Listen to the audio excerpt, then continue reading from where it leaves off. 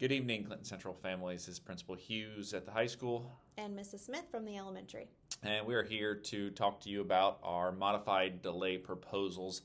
There was an initial survey sent out to families and community members a month or two ago, and we just are trying to clarify what our expectations are and get feedback from community members and make sure what we are going to do, if anything, is in line with what we need as teachers and as administrators, and what you all need as parents as well for your kiddos. So we're just going to go through a couple questions, go over a little bit of the survey data, and go ahead and clarify what possibilities there are for our students going forward.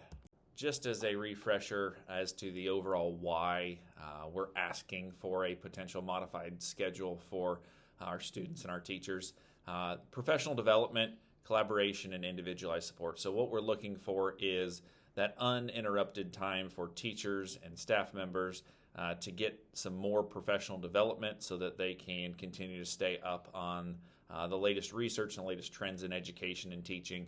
A big part of it is collaborative planning and having time for teachers to meet together, especially over here at the high school, where all of my math teachers can sit around a table and talk about student successes, student weaknesses, things that we can do to support and close some of those learning gaps, and individualized support. So looking at more than just a pass rate, but looking at specific students and their abilities on individual targets and individual standards, and making sure that when we find a kid who is struggling, who has more questions, who isn't showing mastery or proficiency, that we're able to, in a very short period of time, provide that individualized support for them and their learning needs.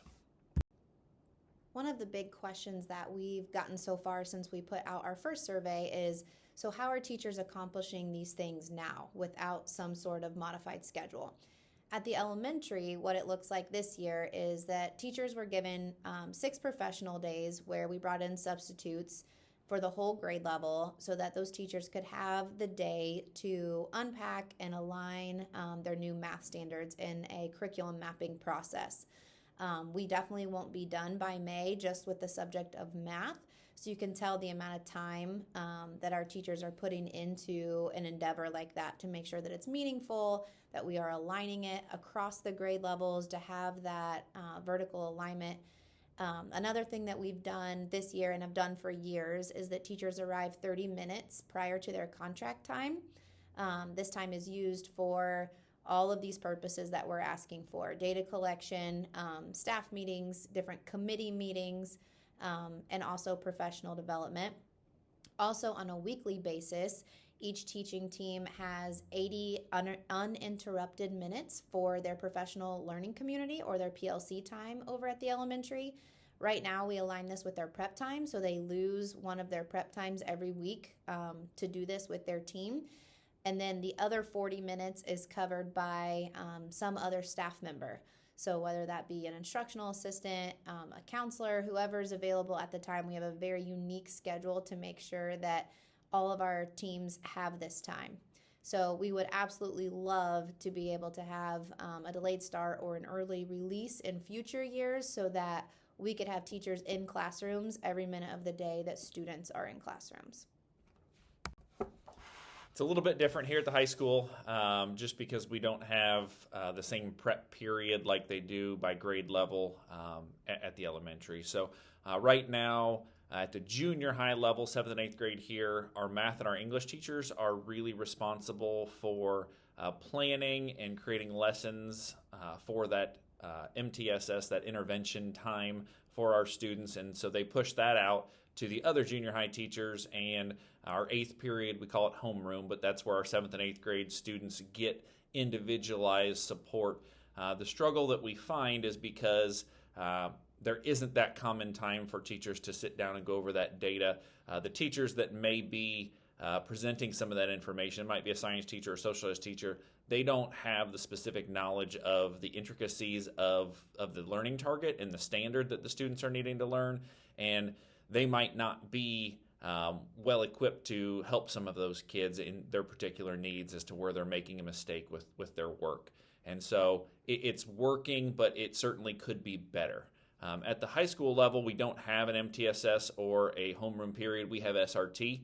And so it's kind of up to the student to go to their teacher during that SRT time to get additional help on coursework or ask additional questions. And what we're finding is that time could be better spent if teachers had the opportunity to go through students, their learning objectives, what kids are getting their stuff done, what kids still have questions, and creating a list of kids that would be required to go down to them during an SRT time rather than leaving it open for students to take that initiative and self-advocate. So it's a little bit different, the junior high and the high school right now, but both, as the elementary, both junior and senior high, they have times that they come in before school for professional development, for their department meetings, and as she said, our curriculum planning time right now happens when we pull our math teachers, all my math teachers, out of their classes for a day, and we put subs in those classrooms, and they can work on their curriculum mapping and their vertical alignment to make sure what's happening in 8th grade math leads into Algebra 1, which leads into geometry, which leads into Algebra 2, and there's a very purposeful pathway for students to success as they go from one to the next. And so if we had this time each Friday or each day of or each week, that would allow teachers to step in before kids were failing or before we had kids that were too far behind, because a lot of times what we find is, it's midterms or it's the end of the grading period before we're really sitting down and diving into that data, just because we don't have the time right now to do it each week. Instructional time right now at Clinton Central, we're way over the amount of time that Indiana Code requires us to be. So right now in grades 1 through 6, Indiana Code requires that we have 5 hours of instructional time, and then in grades 7 through 12 that we have 6 hours of instructional time. We currently go 1,260 hours a year. So we're about 360 hours over required time in grades K through 6, and then about 180 hours over the required time in 7th through 12th grade. So a modified schedule, if we did this every Friday, approximately 35 times a year, that would drop us to about 1,190 hours in both buildings, which is still over that state requirement based on our calendar for 24-25 school year. Based on our initial survey data, it indicated that 72% of respondents in our community were in favor of some kind of modified day to the schedule. Now, that was a couple different options, and we've talked about the pros and the cons of each, and we're going to reiterate some of those in a little bit more specifics to you.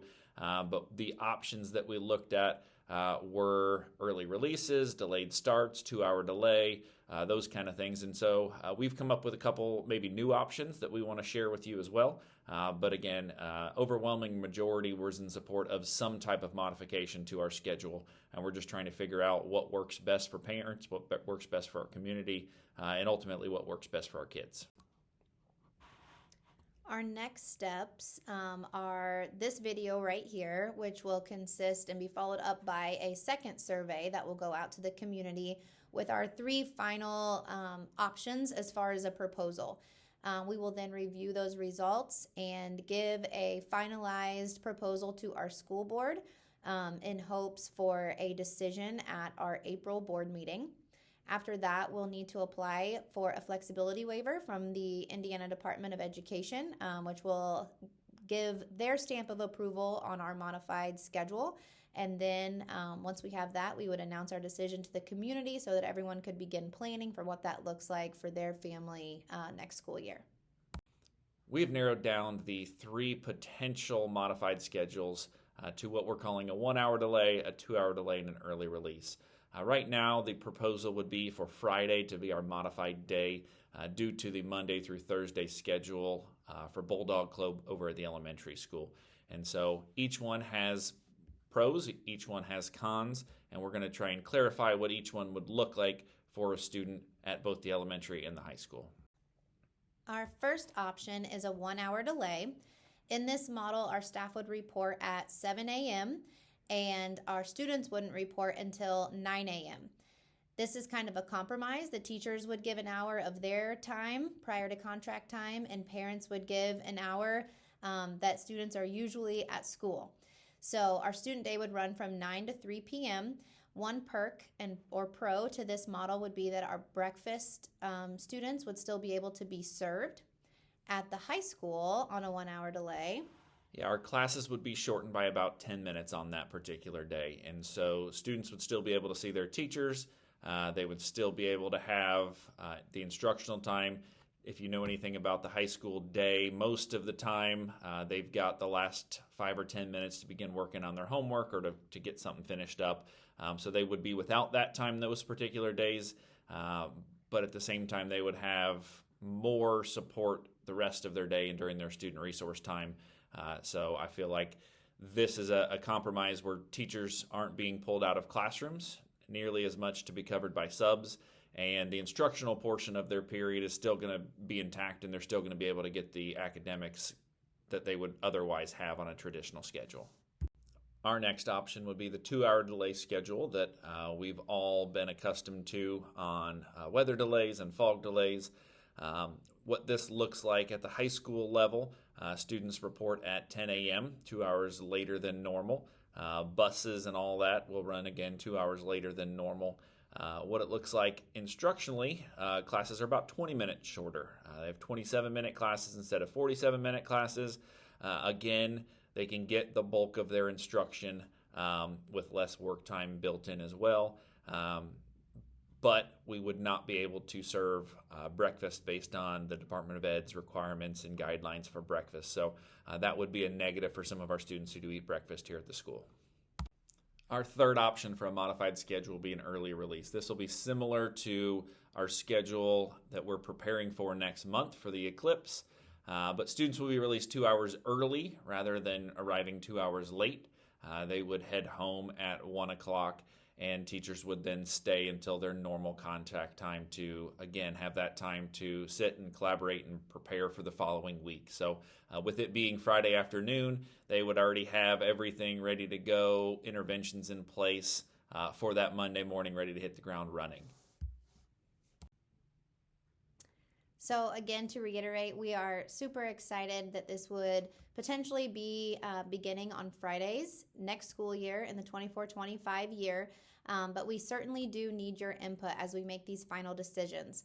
So there will be a survey that goes out with this video, and we ask that you just take about a minute to complete that survey and give us your feedback on what you think would work best for your students and your family for your Bulldogs. Go Bulldogs.